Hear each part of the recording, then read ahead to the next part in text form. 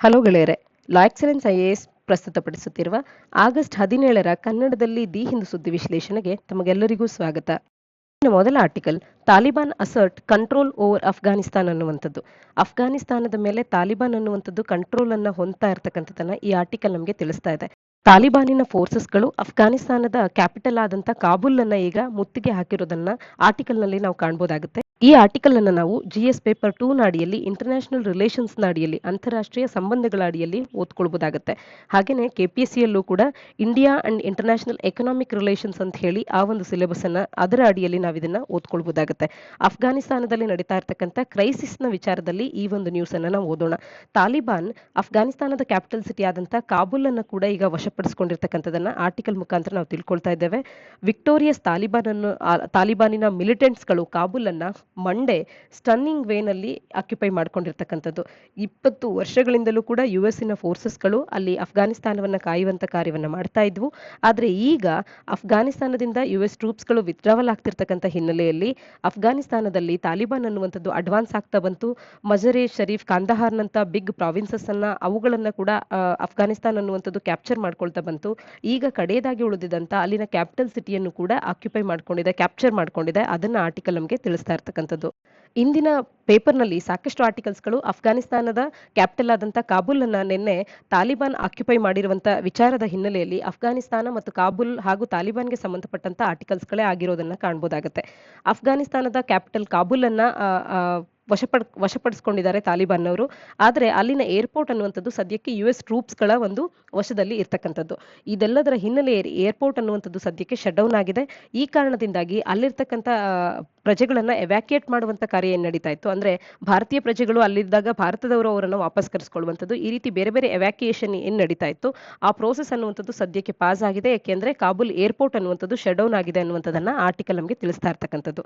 ಆದ್ರೆ Indian citizens ಗಳನ್ನ ವಾಪಸ್ ಕರೆಸ್ಕೊಳ್ಳೋದಕ್ಕೆ ಬೇಕಾಗುವಂತ ಎಲ್ಲ ಮೆಜರ್ಸ್ ಗಳನ್ನ ಭಾರತದವರು ಕೂಡ ತಗೊಳ್ತಾ ಇರ್ತಕ್ಕಂಥದ್ದು. ಅಫ್ಘಾನಿಸ್ತಾನದಿಂದ ಅಲ್ಲಿನ ಒಂದು ಮೈನ್ಲ್ಯಾಂಡ್ ನಿಂದ ಹೊರಗಿರ್ತಕ್ಕಂಥ ವ್ಯಕ್ತಿಗಳು ತಮ್ಮ ಒಂದು ದೇಶದಲ್ಲಿ ಅಫ್ಘಾನಿಸ್ತಾನದಲ್ಲಿರುವಂತಹ ತಮ್ಮ ಪ್ರೀತಿ ಪಾತ್ರರ ಬಗೆಗೆ ವರಿಯನ್ನ ವ್ಯಕ್ತಪಡಿಸ್ತಿರುವಂತದನ್ನ ಮತ್ತೊಂದು ಆರ್ಟಿಕಲ್ ನಮಗೆ ತೋರಿಸ್ತಾ ಇದೆ. ಹಿಂದಿರುವಂತ ತಮ್ಮ ಫ್ಯಾಮಿಲೀಸ್ಗಳ ಬಗೆಗೆ ಅವರ ಯೋಚನೆ ಅನ್ನುವಂಥದ್ದು ಸದ್ಯಕ್ಕೆ ಇರುವಂತದ್ದು.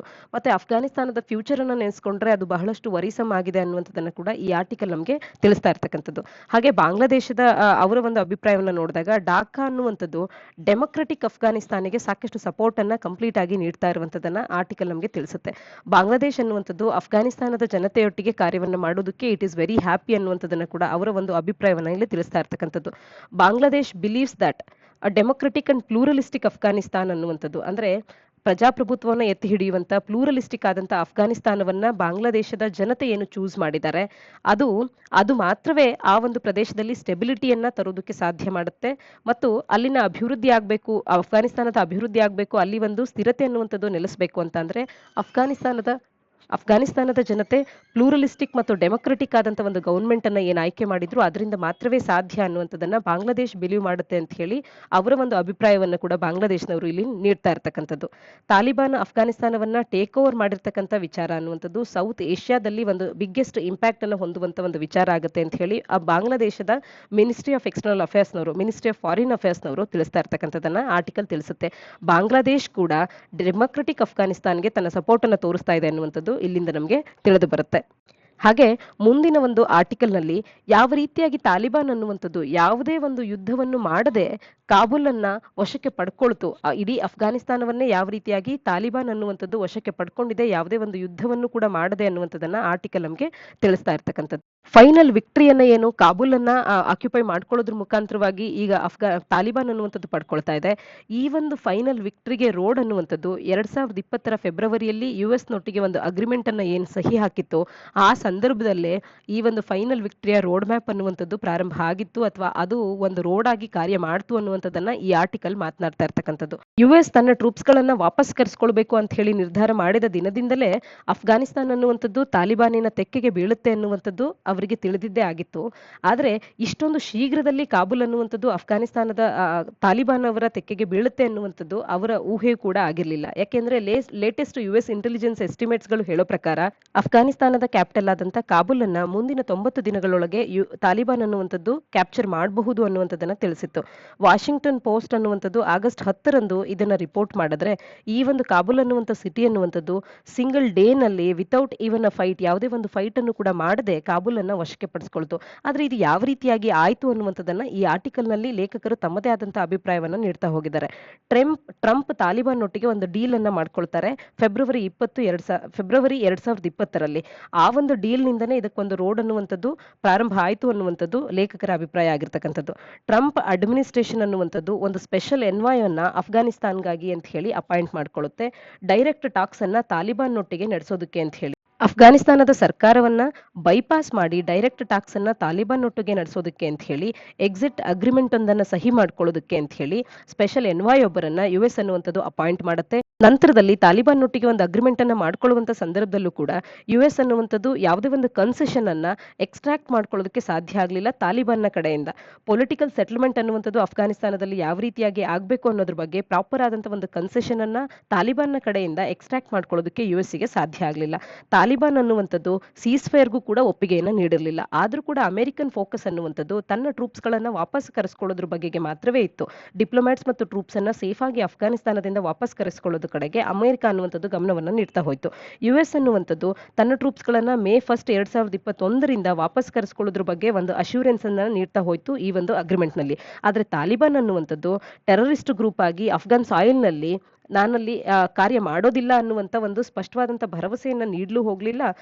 ತಾಲಿಬಾನ್ ಅಂತ ಒಂದು ಕಾರ್ಯವನ್ನ ಮುಂದುವರಿಸಿಕೊಂಡೇ ಹೋಯ್ತು. ಅಂದ್ರೆ ಟೆರರಿಸಂ ಅನ್ನುವಂಥದ್ದು ಟೆರರಿಸ್ಟ್ ಗ್ರೂಪ್ಸ್ ಗಳು ಆಪರೇಟ್ ಆಗ್ತಾನೆ ಹೋಯ್ತು ಅಫ್ಘಾನ್ ಸಾಯಿಲ್ ನಲ್ಲಿ ಅನ್ನುವಂಥದ್ದನ್ನ ಆರ್ಟಿಕಲ್ ತಿಳಿಸ್ತಾ ಇರ್ತಕ್ಕಂಥದ್ದು. ಇದರಿಂದಾಗಿ ತಾಲಿಬಾನ್ಗೆ ಒಂದು ರೀತಿಯ ವಿಕ್ಟ್ರಿಯ ಸೆನ್ಸ್ ಅನ್ನ ನೀಡಿದಂತಾಯ್ತು. ಯಾಕೆ ಅಂತ ಅಂದ್ರೆ ಪ್ರೋ ತಾಲಿಬಾನ್ ಚಾನೆಲ್ಸ್ಗಳು ಇಮಿಡಿಯೇಟ್ಲಿ ದೋಹಾ ಡೀಲ್ ಆದ ನಂತರದಲ್ಲಿ ವಿಕ್ಟ್ರಿ ಅನ್ನುವಂಥದ್ದು ಬಂತು ಅಮೆರಿಕದ ವಿರುದ್ಧವಾಗಿ ಅಂತ ಹೇಳಿ ಅನ್ನುವಂಥದ್ದನ್ನ ಸೆಲೆಬ್ರೇಟ್ ಮಾಡೋದಕ್ಕೆ ಶುರು ಮಾಡ್ತು. ಯಾಕೆಂದ್ರೆ 2001ರಲ್ಲಿ ಅಮೆರಿಕದ WTC ಸೆಂಟರ್ಸ್ ಗಳ ಮೇಲೆ ತಾಲಿಬಾನ್ ನಡೆಸಿದಂತ ದಾಳಿಯಿಂದಾಗಿ ಆಗ ಅಮೆರಿಕ ಅನ್ನುವಂಥದ್ದು ಟೆರರಿಸಂನ ವಿರುದ್ಧವಾಗಿ ಸೆಣಸಾಡಬೇಕು ಅಂತ ಹೇಳಿ ಅಫ್ಘಾನಿಸ್ತಾನದಲ್ಲಿ ಈ ಟೆರರಿಸ್ಟ್ ಗಳ ಗುಂಪು ಅನ್ನುವಂಥದ್ದು ಸ್ಟ್ರಾಂಗ್ ಆದಂತ ಒಂದು ವೈಲೆನ್ಸ್ ಅನ್ನ ಕ್ರಿಯೇಟ್ ಮಾಡ್ತಿದೆ ಅಂತ ಆವತ್ತಿಂದಲೂ ಅಫ್ಘಾನಿಸ್ತಾನವನ್ನ ಸೇವ್ ಮಾಡುವತ್ತ ಒಂದು ನಡೆಯನ್ನ ನೀಡ್ತಾ ಅಫ್ಘಾನಿಸ್ತಾನದಲ್ಲಿ ತನ್ನ ಟ್ರೂಪ್ಸ್ ಗಳನ್ನ ಯುಎಸ್ ಅನ್ನುವಂಥದ್ದು ಇಟ್ಟಿದ್ದಂಥದ್ದು. ಆದ್ರೆ ಈಗ 20 ವರ್ಷಗಳ ನಂತರದಲ್ಲಿ ಅಲ್ಲಿ ಶಾಂತಿಯನ್ನ ಊರಿಲ್ಲ ಅನ್ನುವಂಥದ್ದನ್ನು ಕಂಡೂ ಕೂಡ ತನ್ನ ಟ್ರೂಪ್ಸ್ ಗಳನ್ನ ವಾಪಸ್ ಕರೆಸ್ಕೊಳ್ಳುವಂತ ಒಂದು ನಿರ್ಧಾರವನ್ನು ಮಾಡಿದಂಥದ್ದು, ತಾಲಿಬಾನ್ ಒಟ್ಟಿಗೆ ಒಂದು ಅಗ್ರಿಮೆಂಟ್ ಅನ್ನ ಕೂಡ ಸಹಿ ಹಾಕಿದಂಥದ್ದು ಮತ್ತು ತನ್ನ ಟ್ರೂಪ್ಸ್ ಗಳನ್ನ ವಾಪಸ್ ಕರೆಸ್ಕೊಳ್ಳೋದಕ್ಕೆ ಒಂದು ಡೇಟ್ ಅನ್ನು ಕೂಡ ಫಿಕ್ಸ್ ಮಾಡಿದಂಥದ್ದು ಒಂದು ರೀತಿಯಾಗಿ ತಾಲಿಬಾನಿಗೆ ವಿಕ್ಟ್ರಿ ಅಂತೆ ಕಾಣಿಸ್ತಾ ಹೋಯ್ತು. ಹಾಗಾಗಿ ದೋಹಾ ಡೀಲ್ ಅನ್ನುವಂಥದ್ದು ಆಗಲೇ ತಾಲಿಬಾನ್ ತನ್ನ ವಿಕ್ಟ್ರಿ ಓವರ್ ಅಮೆರಿಕ ಅನ್ನುವಂಥದ್ದು ತಮಗೆ ದೊರೀತು ಅಂತ ಹೇಳಿ ತಾಲಿಬಾನಿನ ಪ್ರೋ ತಾಲಿಬಾನ್ ಚಾನೆಲ್ಸ್ ಗಳು ಇಮಿಡಿಯೇಟ್ಲಿ ಅದನ್ನ ಸೆಲೆಬ್ರೇಟ್ ಮಾಡಿದಂಥದ್ದು. ಯುಎಸ್ ಈ ಒಂದು ಅಗ್ರಿಮೆಂಟ್ ನಿಂದಾಗಿ ಯುಎಸ್ ಅನ್ನುವಂಥದ್ದು ತನ್ನ ಏರ್ ಪವರ್ ಏನಿತ್ತು ಅದನ್ನ ವಾಪಸ್ ಕರೆಸ್ಕೊಳ್ಳುವಂತ ಒಂದು ನಿರ್ಧಾರವನ್ನ ಮಾಡಿತು. ತಾಲಿಬಾನ್ ಅನ್ನುವಂಥದ್ದು ಯುಎಸ್ನ ಏರ್ ಪವರ್ ಸ್ಟ್ರಾಂಗ್ ಆಗಿದ್ದರಿಂದ ತಾಲಿಬಾನ್ಗೆ ಇದ್ದಂತ ಒಂದು ಮೈನ್ ಚಾಲೆಂಜ್ ಅಂತ ಅಂದ್ರೆ ಅದು ಯುಎಸ್ನ ಏರ್ ಪವರ್ ಆಗಿತ್ತು. ಯಾವಾಗ ಯುಎಸ್ ತನ್ನ ಏರ್ ಪವರ್ ಅನ್ನು ಕೂಡ ವಾಪಸ್ ಕರೆಸ್ಕೊಳ್ಳೋದಕ್ಕೆ ನಿರ್ಧಾರವನ್ನ ಮಾಡಿದೆ, ಇದರಿಂದಾಗಿ ತಾಲಿಬಾನಿಗೆ ಅಡ್ವಾಂಟೇಜ್ ದೊರಕಿದಂತಾಯ್ತು. ಅದನ್ನ ಆಗಲೇ ತಾಲಿಬಾನ್ ಕೂಡ ಸೆಲೆಬ್ರೇಟ್ ಮಾಡ್ತಾ ಬಂತು. ಇದು ಒಂದು ರೀಸನ್ ಆಗುತ್ತೆ. ಜೊತೆಗೆ ಲೆಜಿಟಿಮೇಟ್ ಆದಂತ ಒಂದು ಡೀಲ್ ಅನ್ನ ಯುಎಸ್ ನೊಟ್ಟಿಗೆ ಮಾಡ್ಕೊಳ್ಳೋದ್ರ ಮುಖಾಂತರವಾಗಿ ರೀಜನಲ್ ಪ್ಲೇಯರ್ಸ್ ಆಗಿರುವಂತ ಚೈನಾ, ರಷ್ಯಾ, ಇರಾನ್ ಅಂತ ಈ ಒಂದು ರಾಷ್ಟ್ರಗಳೊಟ್ಟಿಗೆ ಕೂಡ ಕಮಿಂಗ್ ಬಿಗ್ ಫೈಟ್ ನ ಬದಲಾಗಿ ನ್ಯೂಟ್ರಲೈಸ್ ಮಾಡ್ಕೊಳ್ಳುವಂತ ಒಂದು ಕಾರ್ಯವನ್ನ ತಾಲಿಬಾನ್ ಮಾಡ್ಕೊಳ್ಳೋದಕ್ಕೆ ಒಂದು ಲೆಜಿಟಿಮೇಟ್ ಆದಂತ ಒಂದು ಅಗ್ರಿಮೆಂಟ್ ಅಥವಾ ಲೆಜಿಟಿಮೇಟ್ ಸಪೋರ್ಟ್ ಅನ್ನುವಂಥದ್ದು ತಾಲಿಬಾನ್ಗೂ ಕೂಡ ದೊರಕದಂತಾಯ್ತು. ಹಾಗಾಗಿ they were waiting for Americans to start going, ಅಂದ್ರೆ ಮೊದಲು ಅಮೆರಿಕನ್ಸ್ ವಾಪಸ್ ಹೋಗ್ಲಿ ಅನ್ನುವಂಥದ್ದಕ್ಕೆ ತಾಲಿಬಾನ್ ಕಾಯ್ತಾ ಬಂತು. ಯಾವಾಗ ಅಮೆರಿಕ ತನ್ನ ಟ್ರೂಪ್ಸ್ ಗಳನ್ನ ವಾಪಸ್ ಕರೆಸ್ಕೊಳ್ಳೋದಕ್ಕೆ ಶುರು ಮಾಡ್ತು, ತಾಲಿಬಾನ್ ಕೂಡ ಅಂದಿನಿಂದಲೇ ತನ್ನ ಟ್ರೂಪ್ಸ್ ಗಳನ್ನ ಅಫ್ಘಾನಿಸ್ತಾನದಲ್ಲಿ ಅಡ್ವಾನ್ಸ್ ಮಾಡ್ತಾ ಬಂದದನ್ನ ಕಾಣಬಹುದಾಗಿತ್ತು. ಇದರೊಟ್ಟಿಗೆ ಸದ್ಯಕ್ಕೆ ಅಫ್ಘಾನಿಸ್ತಾನದ ಪ್ರೆಸಿಡೆಂಟ್ ಆಗಿರುವಂತ ಅಶ್ರಫ್ ಘನಿಯವರ ಅಡ್ಮಿನಿಸ್ಟ್ರೇಷನ್ ಕೂಡ ಇಂಟರ್ನಲಿ ಡಿವೈಡ್ ಆಗಿತ್ತು. ಅಶ್ರಫ್ ಘನಿಯವರ ಫ್ಯಾಕ್ಟರ್ ಕೂಡ ಇಲ್ಲಿ ಇಂಪ್ಯಾಕ್ಟ್ ಅನ್ನ ಬೀರುವಂತದ್ದು. ಇಂಟರ್ನಲಿ ಡಿವೈಡ್ ಆದಂತ ಈ ಒಂದು ಅಶ್ರಫ್ ಘನಿಯವರ ಅಡ್ಮಿನಿಸ್ಟ್ರೇಷನ್ ಅನ್ನುವಂಥದ್ದು ಬಿಗ್ಗೆಸ್ಟ್ ಇಂಪ್ಯಾಕ್ಟ್ ಆಗುತ್ತೆ ಮತ್ತೆ ತಾಲಿಬಾನ್ ಅಲ್ಲಿ ತನ್ನ ಪವರ್ ಅನ್ನ ಎಸ್ಟಾಬ್ಲಿಷ್ ಮಾಡೋದಕ್ಕೆ. ಹಾಗೇನೆ ಮಿಸ್ಟರ್ ಗನಿ ಅವರು 2 ಬಾರಿ ಪ್ರೆಸಿಡೆನ್ಷಿಯಲ್ ಎಲೆಕ್ಷನ್ ನಲ್ಲಿ ಗೆದ್ದಿದ್ರು ಕೂಡ ಅವರ ಮೈನ್ ರೈವಲ್ ಆಗಿದ್ದಂತ ಅಬ್ದುಲ್ಲಾ ಅವರು ಕೂಡ ಅವರಿಗೆ ಮೈನ್ ರೈವಲ್ ಆಗಿ ಅಪೋಸಿಟ್ ಆಗಿ ಇದ್ದಿದ್ದಂತ ಕಾರಣದಿಂದ ಆ ರಾಷ್ಟ್ರದೊಳಗೆ ಇಬ್ಬರು ಕೂಡ ಸೇರಿ ಒಂದು ಯೂನಿಟಿ ಆದಂತ ಗವರ್ಮೆಂಟ್ ಅನ್ನ ಫಾರ್ಮ್ ಮಾಡುವಂತ ಒಂದು ಕಾರ್ಯದಲ್ಲಿ ಯುಎಸ್ ಕೂಡ ಆಗ ಕೂಡ ಇಂಟರ್ಫಿಯರ್ ಮಾಡಬೇಕಾದಂತ ಒಂದು ಕಾರ್ಯವಾಗುತ್ತೆ. ಯುಎಸ್ ಇಂಟರ್ಫರೆನ್ಸ್ ಅನ್ನುವಂಥದ್ದು ಇಲ್ಲೂ ಕೂಡ ಆಗೋದನ್ನ ಕಾಣ್ಬೋದಾಗುತ್ತೆ. ಹೀಗಿದ್ದು ಕೂಡ ಇವರೆಲ್ಲರೂ ಕೈ ಜೋಡಿಸಿ ತಾಲಿಬಾನ್ ಫೋರ್ಸಸ್ ಅನ್ನ ಫೈಟ್ ಮಾಡುವಂಥದ್ದು ಕಷ್ಟವಾಗ್ತಾ ಬಂದಿರತಕ್ಕಂಥದ್ದು. ಹಾಗೇನೆ ಮಿಸ್ಟರ್ ಗನಿ ಅನ್ನುವಂಥವ್ರು ಫಾರ್ಮರ್ ವರ್ಲ್ಡ್ ಬ್ಯಾಂಕ್ ಎಕನಾಮಿಸ್ಟ್ ಅಂತ ಕೂಡ ಇವರು ಫೇಲ್ಡ್ ಸ್ಟೇಟ್ಸ್ ನ ಬಗ್ಗೆ ಸ್ಪೆಷಲೈಸೇಷನ್ ಅನ್ನ ಹೊಂದಿರತಕ್ಕಂಥವ್ರು ಕೂಡ. ಹೀಗಿದ್ದು ಕೂಡ ಇವರ ಒಂದು ಅಡ್ಮಿನಿಸ್ಟ್ರೇಷನ್ ಅನ್ನುವಂಥದ್ದು ಆಂಟಿ ತಾಲಿಬಾನ್ ಫೋರ್ಸಸ್ ಗಳನ್ನ ಎಲ್ಲರನ್ನು ಕೂಡ ಸ್ಟ್ರಾಂಗ್ ಆಗಿ ಒಂದು ಕಡೆ ಕೂಡಿಸುವಲ್ಲಿ ಇವರು ಸೋಲೊಪ್ತಾರೆ. ಇವರು ಫಾರ್ಮರ್ ವಾರ್ಲಾರ್ಡ್ಸ್ ಏನಿದ್ರು ನ್ಯಾಷನಲ್ ಫೋರ್ಸಸ್ ಅನ್ನ ಸ್ಟ್ರೆಂಥನ್ ಮಾಡುವಂತವ್ರು ಅಂತ ಕರೆಸ್ಕೊಳ್ತಿದ್ದಂಥವ್ರು ಮತ್ತು ಸ್ಟ್ರಾಂಗ್ ಪೊಲಿಟಿಕಲ್ ಬೇಸ್ ಏನಿತ್ತು ಅದೆಲ್ಲವನ್ನು ಕೂಡ ವೀಕನ್ ಮಾಡುವಂತ ಕಾರ್ಯ ಇವರ ಒಂದು ಅಡ್ಮಿನಿಸ್ಟ್ರೇಷನ್ ಅಲ್ಲಿ ಆಗ್ತಾ ಬರುತ್ತೆ. ಹಾಗೆ ಆಂಟಿ ತಾಲಿಬಾನ್ ಕೊಯಲಿಷನ್ ಅನ್ನುವಂಥದ್ದು ಕೂಡ ಫರ್ದರ್ ವೀಕನ್ ಆಗ್ತಾ ಬರುತ್ತೆ. ಇದು ಕೂಡ ಒಂದು ಪ್ಲಾಟ್ಫಾರ್ಮ್ ಅನ್ನ ಸೆಟಪ್ ಮಾಡುತ್ತೆ ತಾಲಿಬಾನಿಗೆ, ಅಲ್ಲಿ ಮತ್ತೆ ತಾಲಿಬಾನ್ ಅನ್ನುವಂಥದ್ದು ಪವರಿಗೆ ಬರೋದಕ್ಕೆ. ಹಾಗೆ ಅಮೆರಿಕ ಯಾವಾಗ ವಿಡ್ರಾವಲ್ ಅನ್ನ ಪ್ರಾರಂಭ ಮಾಡುತ್ತೆ ಮೇ 1 ಇಂದ ತನ್ನ ಟ್ರೂಪ್ಸ್ ಗಳನ್ನ ವಾಪಸ್ ಕರೆಸ್ಕೊಳ್ಳೋದಕ್ಕೆ ಶುರು ಮಾಡ್ತು, ಇದರಿಂದ ದಿನೇ ದಿನೇ ಒಂದೊಂದೇ ಪ್ರಾವಿನ್ಷಿಯಲ್ ಸೆಂಟರ್ಸ್ ಗಳನ್ನ ಆಕ್ಯುಪೈ ಮಾಡ್ಕೊಳ್ತಾ ಬರುವಂತ ಕಾರ್ಯವನ್ನ ಅಫ್ಘಾನಿಸ್ತಾನದಲ್ಲಿ ತಾಲಿಬಾನ್ ಕೂಡ ಮಾಡ್ಕೊಳ್ತಾ ಬಂದಂತದ್ದು. ಇದರಿಂದ ಸಾಕಷ್ಟು ರಾಷ್ಟ್ರಗಳು, ಭಾರತವನ್ನು ಒಳಗೊಂಡಂತೆ ಸಾಕಷ್ಟು ರಾಷ್ಟ್ರಗಳು ಅಲ್ಲಿನ ಅಫ್ಘಾನಿಸ್ತಾನದಲ್ಲಿದ್ದಂತ ತನ್ನ ಕನ್ಸುಲೇಟ್ಸ್ ಗಳಲ್ಲಿ ಇದ್ದಂತ ತನ್ನ ಸ್ಟಾಫ್ಸ್ ಗಳನ್ನ ಹಿಂಪಡೆಯುವಂತದ್ದು ಈ ಕಾರ್ಯಗಳನ್ನ ಮಾಡ್ತಾ ಬಂತು. ಭಾರತ ಕೂಡ ಕಾಂದಹಾರ್ ಮತ್ತು ಜರಾಂಜ್ ನಲ್ಲಿ ಇದ್ದಂತ ತನ್ನ ಕನ್ಸುಲೇಟ್ಸ್ ಗಳಲ್ಲಿನ ಸ್ಟಾಫ್ಸ್ ಗಳನ್ನ ವಾಪಸ್ ಕರೆಸ್ಕೊಳ್ಳುವಂತ ಕಾರ್ಯವನ್ನ ಮಾಡ್ತು. ಆಗಸ್ಟ್ 6ರಂದು ದಿ ಫಸ್ಟ್ ಸಿಟಿ ಜರಾನ್ಸ್ ಕೂಡ ತಾಲಿಬಾನಿನ ಒಂದು ವಶಕ್ಕೆ ಬರ್ಬೇಕಾಗಿ ಬರುತ್ತೆ. ತಾಲಿಬಾನ್ ಅನ್ನುವಂಥದ್ದು ಗೌರ್ಮೆಂಟ್ ಟ್ರೂಪ್ಸ್ ಗಳನ್ನ ವಾಕ್ ಅವೇ ಮಾಡೋದಕ್ಕೆ ಬಿಡುವಂಥದ್ದು. ಅಂದ್ರೆ ಯಾರೆಲ್ಲ ಇವರ ವಿರುದ್ಧವಾಗಿ ಹೋರಾಡೋದಕ್ಕೆ ಬರ್ತಾರೆ ಅವರಿಗೆ ತಾಲಿಬಾನ್ ಅನ್ನುವಂಥದ್ದು ನೀವು ನಿಮ್ಮ ಗನ್ಸ್ ಗಳನ್ನ ನೀಡಿ ಸರೆಂಡರ್ ಆದ್ರೆ ನಿಮ್ಮನ್ನ ನಾವು ಬಿಟ್ಟು ಬಿಡ್ತೇವೆ ಅನ್ನುವಂತ ಒಂದು ಆಪ್ಷನ್ ಅನ್ನ ಕೂಡ ನೀಡುತ್ತೆ. ಒಂದು ವೇಳೆ ಸರೆಂಡರ್ ಆಗ್ಲಿಲ್ಲ ಅಂತ ಅಂದ್ರೆ ಅಂಥವ್ರನ್ನ ಕೊಲ್ಲುವಂಥದ್ದು, ಯಾರೆಲ್ಲ ಸರೆಂಡರ್ ಆಗ್ತಾರೆ ತನ್ನ ವೆಪನ್ಸ್ ಗಳನ್ನ ನೀಡಿ ಅಂಥವ್ರನ್ನ ಬಿಟ್ಟು ಬಿಡುವಂಥದ್ದು. ಕೆಲವೊಂದು ಕಡೆಗೆ ಆ ರೀತಿಯ ಗೌರ್ಮೆಂಟ್ ಟ್ರೂಪ್ಸ್ ಗಳಿಗೆ, ಅಫ್ಘಾನ್ ಟ್ರೂಪ್ಸ್ ಗಳಿಗೆ ಸಂಬಳವನ್ನು ಕೂಡ ನೀಡಲಾಗಿಲ್ಲ, ಅಂಥವರಿಗೆ ತಮ್ಮ ಪಾಕೆಟ್ ಮನಿಯನ್ನು ಕೂಡ ನೀಡುವಂತದನ್ನ ಈ ತಾಲಿಬಾನ್ ಟ್ರೂಪ್ಸ್ ಗಳು ಮಾಡ್ತಾ ಬಂದಿದೆ. ಹಾಗಾಗಿ ನಿಜವಾದ ಒಂದು ವಾರನ್ನ ಮಾಡದೆ, ಯಾವುದೇ ರೀತಿಯ ಒಂದು ಯುದ್ಧ ಅನ್ನುವಂಥದ್ದು ಜರುಗದೆ ತಾಲಿಬಾನ್ನ ಕೈಗೆ ಈಸಿಯಾಗಿ ಅಫ್ಘಾನಿಸ್ತಾನ ಅನ್ನುವಂಥದ್ದು ಅವರ ಒಂದು ವಶಕ್ಕೆ ಬಂದಿರತಕ್ಕಂಥದನ್ನ ಆರ್ಟಿಕಲ್ ನಮಗೆ ತಿಳಿಸ್ತಾ ಇರ್ತಕ್ಕಂಥದ್ದು. ಆಗಸ್ಟ್ 6ರಂದು ಜರಾನ್ ಸಿಟಿಯನ್ನ ತನ್ನ ವಶಕ್ಕೆ ಪಡೆದು ನಂತರದಲ್ಲಿ ಸ್ಟ್ರಾಂಗ್ ಆಗಿ ಅಡ್ವಾನ್ಸ್ ಆಗ್ತಾ ಇದ್ರು ಕೂಡ ಆಗಸ್ಟ್ 14ರಂದು ಮಿಸ್ಟರ್ ಅಶ್ರಫ್ ಗನಿ ಅವರು ಬ್ರೇವ್ ಫೇಸ್ ಅನ್ನು ತೋರಿಸೋದಕ್ಕೆ ಒಂದು ಪ್ರಯತ್ನವನ್ನ ಮಾಡಿದ್ರು. ಅಫ್ಘಾನ್ ಟ್ರೂಪ್ಸ್ ಗಳನ್ನ ರಿಮೊಬಿಲೈಸ್ ಮಾಡುವಂತ ಕಾರ್ಯವನ್ನ ಮಾಡ್ತಿದ್ದೇವೆ ಅನ್ನುವಂತ ಒಂದು ಓಪನ್ ಸ್ಟೇಟ್ಮೆಂಟ್ ಅನ್ನ ಕೂಡ ನೀಡಿದ್ರು. ಆದ್ರೂ ಕೂಡ ಆಗಸ್ಟ್ 15ರಂದು ಯಾವಾಗ ಎಲ್ಲವೂ ಕೂಡ ಕೈತಪ್ತಾ ಇದೆ ಅಂತ ತಿಳಿದು ಬಂತು, ಆಗ ಅಫ್ಘಾನಿಸ್ತಾನವನ್ನೇ ತೊರೆದು ಅವರು ಹೊರ ಹೋಗುವಂತ ಕಾರ್ಯವನ್ನ ಮಾಡಿದ್ದಾರೆ. ಈಗ ಅಫ್ಘಾನಿಸ್ತಾನದ ಪ್ರೆಸಿಡೆಂಟ್ ಕೂಡ ಅಲ್ಲಿಂದ ಪಲಾಯನ ಮಾಡಿರ್ತಕ್ಕಂಥದ್ದು. ಈ ರೀತಿಯ ಒಂದು ಸ್ಥಿತಿಗೆ ಅಫ್ಘಾನಿಸ್ತಾನ ಬರೋದಕ್ಕೆ ಕಾರಣ ಏನು ಅನ್ನುವಂಥದ್ದನ್ನ ಈ ಆರ್ಟಿಕಲ್ ನಲ್ಲಿ ಇವರು ತಿಳಿಸ್ತಾ ಹೋಗಿದ್ದಾರೆ ಲೇಖಕರು. ಇವರ ಪ್ರಕಾರ ಅಶ್ರಫ್ ಗನಿ ಅವರು ಕೂಡ ಒಂದು ಇಂಪಾರ್ಟೆಂಟ್ ಫ್ಯಾಕ್ಟರ್ ಆಗುತ್ತೆ. ಹಾಗೆ ಈ ಹಿಂದೆ ಫೆಬ್ರವರಿ 2020ರಲ್ಲಿ ಮಾಡ್ಕೊಂಡಂತ ಒಂದು ಡೀಲ್ ಏನಿತ್ತು, ಟ್ರಂಪ್ ಮತ್ತು ತಾಲಿಬಾನ್ ನಡುವಿನ ಡೀಲ್ ಕೂಡ ಇಂಪಾರ್ಟೆಂಟ್ ಫ್ಯಾಕ್ಟರ್ ಆಗುತ್ತೆ. ಅಮೆರಿಕನ್ ವಿಡ್ರಾವಲ್ ಕೂಡ ಬಹುದೊಡ್ಡ ಒಂದು ಇಂಪ್ಯಾಕ್ಟ್ ಅನ್ನು ನೀಡುವಂತ ಒಂದು ಫ್ಯಾಕ್ಟರ್. ಹಾಗೆ ಅಲ್ಲಿನ ಅಫ್ಘಾನ್ ಟ್ರೂಪ್ಸ್ ಗಳೇನಿದೆ ಅವರು ಕೂಡ ಫೈಟ್ ಅನ್ನು ಕೂಡ ಮಾಡದೇ ಇರುವಂತದ್ದು. ಅಂದ್ರೆ ಫೈಟ್ ಗಂತ ಬಂದವರಿಗೆ ಇಲ್ಲಿಂದ ಜೀವ ರಕ್ಷಣೆಯನ್ನ ನಾವು ನೀಡ್ತಾ ಇದ್ದೇವೆ, ಇಲ್ಲಿಂದ ನೀವು ಹೊರಡಿ ಅಂತ ಹೇಳಿ ಅವ್ರಿಗೊಂದು ಆಪ್ಷನ್ ಅನ್ನ ನೀಡ್ತಾರೆ. ಹಾಗಾಗಿ ಎಷ್ಟೋ ಮಂದಿ ಸರಿಯಾದ ರೀತಿಯಲ್ಲಿ ಇವರ ವಿರುದ್ಧವಾಗಿ ಹೋರಾಡದೆ ಕೂಡ ಬಿಟ್ಕೊಟ್ಟಿದ್ದಂಥದ್ದು. ಇದೆಲ್ಲವನ್ನ ನೋಡಿದಾಗ ಈ ಫ್ಯಾಕ್ಟರ್ಸ್ ಗಳು ಅಲ್ಲಿ ತಾಲಿಬಾನ್ ಅನ್ನುವಂಥದ್ದು ಇಷ್ಟು ಸ್ಟ್ರಾಂಗ್ ಆಗಿ ಅಡ್ವಾನ್ಸ್ ಆಗೋದಕ್ಕೆ, ಕ್ಯಾಪಿಟಲ್ ಸಿಟಿಯನ್ನ ಆಕ್ಯುಪೈ ಮಾಡ್ಕೊಳ್ಳೋದಕ್ಕೆ ಮುಖ್ಯವಾದಂತಹ ಕಾರಣಗಳು ಅನ್ನುವಂಥದ್ದು ತಿಳಿದು ಬರುತ್ತೆ. ಇಂದಿನ ಒಂದು ಎಡಿಟೋರಿಯಲ್ ಕೂಡ ಫಾಲ್ ಆಫ್ ಕಾಬೂಲ್ ಅನ್ನುವಂಥದ್ದು, ಇದು ಕೂಡ ತಾಲಿಬಾನ್ ಮತ್ತು ಅಫ್ಘಾನಿಸ್ತಾನದ ಸ್ಥಿತಿಗತಿಗಳ ಬಗ್ಗೆ ಮಾತನಾಡ್ತಾ ಇರ್ತಕ್ಕಂಥದ್ದು. ಇಲ್ಲಿ ಈ ಎಡಿಟೋರಿಯಲ್ ಅನ್ನ ಡಿಸ್ಕಸ್ ಮಾಡೋದಕ್ಕೆ ಮುಂಚೆ 1996ರಿಂದ 2001ರ ಸಂದರ್ಭದಲ್ಲಿ ತಾಲಿಬಾನ್ ಅನ್ನುವಂಥದ್ದು ಅಫ್ಘಾನಿಸ್ತಾನದಲ್ಲಿ ಆಗಲೇ ತನ್ನ ರೆಜಿಮ್ ಅನ್ನ ಹೊಂದಿತ್ತು. ಆ ಸಂದರ್ಭದಲ್ಲಿ ಅಲ್ಲಿ ಮಹಿಳೆಯರಿಗೆ ಶಿಕ್ಷಣದ ಹಕ್ಕನ್ನ ಅವರು ನೀಡ್ತಾ ಇರಲಿಲ್ಲ. ಹಾಗೆ ಮಹಿಳೆಯರು ಪಬ್ಲಿಕ್ ಆಗಿ ಹೊರಗಡೆ ಓಡಾಡಬೇಕು ಅಂತ ಅಂದ್ರೆ ಒಬ್ಬ ಮೇಲ್ ಅಕಂಪನಿ ಅನ್ನುವಂಥದ್ದು ಅವ್ರಿಗೆ ಇರಬೇಕಾಗಿತ್ತು. ಯಾವುದೋ ಒಬ್ಬ ಗಂಡು ಮಗು ಆಗಿದ್ರು ಪರವಾಗಿಲ್ಲ, ಗಂಡಸು ಅವ್ರ ಜೊತೆಗೆ ಇರಬೇಕಾಗಿದ್ದಂಥದ್ದು ಒಂದು ರೂಲ್ ಅನ್ನುವಂಥದ್ದು ಇತ್ತು. ಹಾಗೆ ಅವರು ಹೊರಗೆ ಓಡಾಡುವಂತ ಸಂದರ್ಭದಲ್ಲಿ ಬುರ್ಕಾಗಳನ್ನ ಹಾಕಿರ್ಲೇಬೇಕು ಮತ್ತು ಅವರು ಪಬ್ಲಿಕ್ ಪ್ಲೇಸಸ್ ಗಳಲ್ಲಿ ಅಂದ್ರೆ ಅವರು ಬೇರೆಯಾದ ಜಾಬ್ಸ್ ಗಳನ್ನ ಮಾಡುವಂತಿಲ್ಲ, ತಮ್ಮ ಮನೆಯಲ್ಲೇ ಅವರು ಇರಬೇಕು ಅನ್ನುವಂಥದ್ದು, ಈ ರೀತಿಯ ರೂಲ್ಸ್ ಗಳನ್ನ ಹೆಣ್ಣು ಮಕ್ಕಳು ಫೇಸ್ ಮಾಡಬೇಕಾಗಿತ್ತು. ಹಾಗೇನೆ ಸಾಕಷ್ಟು ಒಂದು ಕ್ರಿಟಿಕಲ್ ಆದಂತ ಒಂದು ಸನ್ನಿವೇಶವನ್ನ ಅಫ್ಘಾನಿಸ್ತಾನ ಅನ್ನುವಂಥದ್ದು ಅವರ ಒಂದು ರೆಜಿಮ್ ನಲ್ಲಿ ಕಾಣಬೇಕಾಗಿ ಬಂತು. ಹಾಗಿದ್ದು ನಂತರದಲ್ಲಿ 2001ರ ನಂತರ US ಟ್ರೂಪ್ಸ್ ಗಳು ಅಲ್ಲಿ ಅಫ್ಘಾನಿಸ್ತಾನದವರ ಸಪೋರ್ಟ್ ಗೆ ನಿಂತ ನಂತರದಲ್ಲಿ ಅಫ್ಘಾನಿಸ್ತಾನದಲ್ಲಿ ಡೆಮೊಕ್ರೆಟಿಕ್ ಗವರ್ಮೆಂಟ್ ಅನ್ನುವಂಥದ್ದು ಫಾರ್ಮ್ ಆಗ್ತಾ ಬರುತ್ತೆ. ಈಗ ಇಷ್ಟು ವರ್ಷಗಳ ಕಾಲ ಡೆಮೊಕ್ರೆಟಿಕ್ ಗವರ್ಮೆಂಟ್ ನ ಅಡಿಯಲ್ಲಿ ಅದರ ಒಂದು ಟೇಸ್ಟ್ ಅನ್ನು ನೋಡಿರ್ತಕ್ಕಂಥ ಅಫ್ಘಾನಿಸ್ತಾನದ ಸಿಟಿಸನ್ಸ್ ಏನಿದ್ರು ಅವರು ಮತ್ತೆ ಈಗ ತಾಲಿಬಾನ್ ರೆಜಿಮ್ ನ ಅಡಿಗೆ ಬರಬೇಕು ಅಂತಂದ್ರೆ ಸಾಕಷ್ಟು ಕಷ್ಟ ಆಗುವಂತ ಒಂದು ಪ್ರೋಸೆಸ್ ಅನ್ನುವಂಥದ್ದು ಸದ್ಯಕ್ಕೆ ಅಫ್ಘಾನಿಸ್ತಾನದಲ್ಲಿ ನಾವು ಕಾಣಬಹುದಾಗುತ್ತೆ. United Nation Human Rights Council ನ ಪ್ರಕಾರ ಅವರು ತಿಳಿಸುವಂತೆ 2,70,000 ಮಂದಿ 2.7 ಲ್ಯಾಕ್ನಷ್ಟು ಮಂದಿ ಜನವರಿ 2021ರಿಂದ ಜುಲೈ 2021ರ ಈ 7 ತಿಂಗಳ ಅವಧಿಯೊಳಗೆ ಅಫ್ಘಾನಿಸ್ತಾನದಿಂದ ನ್ಯೂಲಿ ಡಿಸ್ಪ್ಲೇಸ್ ಆಗಿದ್ದಾರೆ. ಅಲ್ಲಿರ್ತಕ್ಕಂಥ ಇನ್ಸೆಕ್ಯೂರಿಟಿ ಅಥವಾ ಅಲ್ಲಿನ ವೈಲೆನ್ಸ್ ನ ಕಾರಣದಿಂದಾಗಿ ಬೇರೆ ಬೇರೆ ರಾಷ್ಟ್ರಗಳಿಗೆ ಅವರು ಹೋಗಿರ್ತಕ್ಕಂಥದ್ದು. ಈ ರೀತಿಯ ಒಂದು ವರದಿಯನ್ನ ಕೂಡ ನಾವು ಕಾಣಬಹುದಾಗುತ್ತೆ. ಇಲ್ಲಿ ಒಟ್ಟಾರೆ ಯುಎಸ್ನವರು 20 ವರ್ಷಗಳ ಕಾಲ ಗ್ಲೋಬಲ್ ವಾರ್ ಅನ್ನ ಟೆರರಿಸಂನ ವಿರುದ್ಧವಾಗಿ ಅಫ್ಘಾನಿಸ್ತಾನದ ನೆಲದಲ್ಲಿದ್ದು ಮಾಡಿಯೂ ಕೂಡ ಈಗ ಒಂದು ಹೇಸ್ಟಿ ವಿತ್ಡ್ರಾವಲ್ ಅನ್ನ ಏನ್ ಯುಎಸ್ ಮಾಡ್ತು, ಈ ಎಲ್ಲ ಕಾರಣದಿಂದ ರಫ್ಲಿ 5 ಮಿಲಿಯನ್ ಪೀಪಲ್ ನಷ್ಟು ಮಂದಿ ಇಸ್ಲಾಮಿಸ್ಟ್ ಇನ್ಸರ್ಜೆಂಟ್ಸ್ ಗಳ ಕೈಗೆ ಅವರ ಒಂದು ಪಾಲಾಗುವಂತದನ್ನ ನಾವಿವತ್ತು ಕಾಣಬೇಕಾಗಿ ಬಂದಿದೆ ಅನ್ನುವಂಥದ್ದನ್ನ ಮೊದಲ ಕೆಲವು ಸಾಲುಗಳಲ್ಲಿ ನಾವು ಕಾಣಬಹುದಾಗುತ್ತೆ. ನಂತರದಲ್ಲಿ ಯುಎಸ್ ಅನ್ನುವಂಥದ್ದು ತಾಲಿಬಾನ್ ಅನ್ನ ಡಿಫೀಟ್ ಮಾಡೋದಕ್ಕೆ ಪ್ಲೆಡ್ಜ್ ಅನ್ನ ಹೊಂದಿದಂತ ಯುಎಸ್ಗೂ ಕೂಡ ಈ ಒಂದು ಕಾಬೂಲ್ ಅನ್ನ ಅಟ್ಯಾಕ್ ಮಾಡಿದಂಥದ್ದು, ಕಾಬೂಲ್ ಅನ್ನ ಆಕ್ಯುಪೈ ಮಾಡ್ಕೊಂಡಿರ್ತಕ್ಕಂಥ ಒಂದು ಮೊಮೆಂಟ್ ಏನಿದೆ ಇದು ರಿಯಲ್ ಮೊಮೆಂಟ್ ಆಗಿ ಕಾಣಿಸ್ತಾ ಇದೆ ಅವ್ರಿಗೂ ಕೂಡ. ಮತ್ತು ಅಫ್ಘಾನ್ಸ್ಗೂ ಕೂಡ ಇದೊಂದು ದೊಡ್ಡ ಟ್ರಾಜಿಡಿ ಆಗಿ ಕಾಣಿಸ್ತಾ ಇರ್ತಕ್ಕಂಥದ್ದು. ಯಾಕೆ ಅಂತಂದ್ರೆ ಮರ್ಡರಸ್ ಮಿಲಿಷಿಯಾದೊಳಗೆ ಅವರು ಉಳ್ಕೊಂಡಂತ ವ್ಯಕ್ತಿಗಳಾಗಿದ್ದಾರೆ. ಈಗ ಇಲ್ಲಿ ಸೋಲ್ಜರ್ಸ್ ಕೂಡ ಫೈಟ್ ಮಾಡಿಲ್ಲ ಅವರ ವಿರುದ್ಧವಾಗಿ, ಪೊಲೀಸ್ಗಳು ಕೂಡ ತಮ್ಮ ಸ್ಟೇಷನ್ಸ್ ಗಳನ್ನ ಅಬಾಂಡನ್ ಮಾಡಿದ್ದಾರೆ.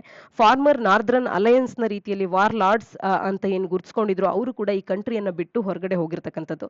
ಮತ್ತು ಗವರ್ಮೆಂಟ್ ಅನ್ನುವಂಥದ್ದು ಇವತ್ತು ಪ್ರಾವರ್ಬಿಯಲ್ ಹೌಸ್ ಆಫ್ ಕಾರ್ಡ್ಸ್ ನ ರೀತಿಯಲ್ಲಿ ಕ್ರಂಬಲ್ಡ್ ಆಗಿರ್ತಕ್ಕಂಥದ್ದನ್ನ ಕಾಣಬಹುದಾಗುತ್ತೆ. ಈ ರೀತಿಯಾಗಿ ಎಲ್ಲರೂ ಕೂಡ ಗಿವ್ ಅಪ್ ಮಾಡಿದ್ದಾರೆ. ಅಲ್ಲಿ ಆಲ್ಮೋಸ್ಟ್ 5 ಮಿಲಿಯನ್ ನಷ್ಟು ಪೀಪಲ್ ಅನ್ನುವಂಥವರು ಇಸ್ಲಾಮಿಸ್ಟ್ ಇನ್ಸರ್ಜೆಂಟ್ ಗ್ರೂಪ್ಸ್ ನ ಅಡಿಯಲ್ಲಿ ಇವತ್ತು ಅವರ ಒಂದು ಪ್ರಾಬ್ಲಮ್ಸ್ ಗಳನ್ನ ಫೇಸ್ ಮಾಡಬೇಕಾಗಿ ಬಂದಿರತಕ್ಕಂಥದ್ದು. ತಾಲಿಬಾನ್ ಅನ್ನುವಂಥದ್ದು ಸ್ಟ್ರಿಕ್ಟ್ ರಿಲಿಜಿಯಸ್ ಕೋಡ್ ಅನ್ನ ಎನ್ಫೋರ್ಸ್ ಮಾಡಲಿದೆ ಅನ್ನುವಂಥದ್ದು ಈಗಾಗಲೇ ಬಂದಿರತಕ್ಕಂಥ ಕೆಲವು ಮಾತುಗಳು. ಯಾಕೆಂದ್ರೆ ಈಗಾಗಲೇ ಈ ಹಿಂದಿನ ರೆಜಿಮ್ ಅಲ್ಲಿ ಅವರು ಈ ರೀತಿಯ ಒಂದು ಕೋಡ್ ಅನ್ನು ಫಾಲೋ ಮಾಡಿರುವಂತದನ್ನ ನಾವು ಕಾಣಬಹುದಾಗಿತ್ತು. ಯಾರೆಲ್ಲ ಈ ಒಂದು ಸ್ಟ್ರಿಕ್ಟ್ ರಿಲಿಜಿಯಸ್ ಕೋಡ್ ಅನ್ನ ಅಪೋಸ್ ಮಾಡ್ತಾರೆ, ರೆಸಿಸ್ಟ್ ಮಾಡ್ತಾರೆ, ಅವರ ವಿರುದ್ಧವಾಗಿ ವೈಲೆನ್ಸ್ ಅನ್ನು ಕೂಡ ನಾವು ಕಾಣಬೇಕಾಗುತ್ತೆ.